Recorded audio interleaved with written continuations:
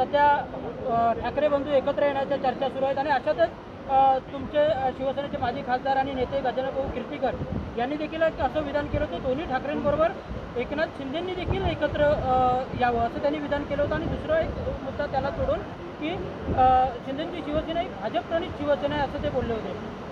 मला एक गोष्ट सांगतो मी आपल्याला, गजानन कीर्तीकर साहेब जे बोलले ते त्यांचं वैयक्तिक मत आहे, ते पक्षाचं मत नाही.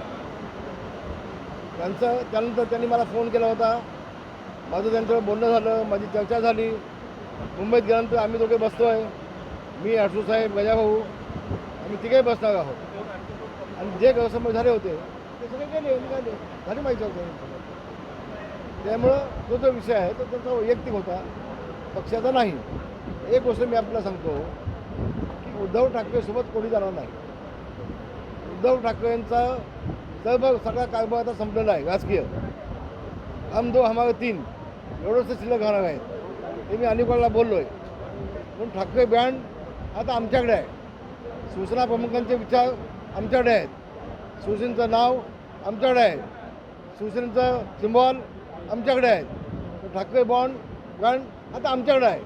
आणि ज्या उद्धव ठाकरेंनी बाळासाहेबांच्या पाठीत खंजीर खुपसून काँग्रेससोबत सोयीक केली, त्या उद्धवकडे ब्रँड कसा असू शकतो? ठाकरे ब्रँड असू शकत नाही.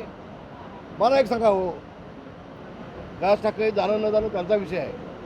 पण ज्यावेळेला आदित्य वगळीमध्ये उभा होता विधानसभेला, तेव्हा राज ठाकरेंनी त्याला मदत केली आणि निवडून आणला. पण राज ठाकरेंचा मुलगा ज्यावेळेला उभा झाला त्यावेळेला उद्धव ठाकरेंनी त्याला पाडला. हे सगळं लक्षात घ्या ना तुम्ही.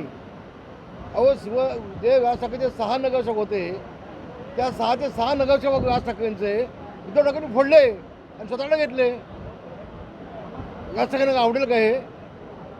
त्या सगळ्या गोष्टी आपण समोर ठेवा आणि फक्त साफ म्हणून आपण भुईतो पडतोय काय, याचं आत्मपरीक्षण आपण सगळ्यांनी केलं पाहिजे असं मला वाटतंय. उद्धव ठाकरे हा संधी साधू माणूस आहे आणि राज ठाकरेंना सगळं कळतं, हे ना सगळं कळतं की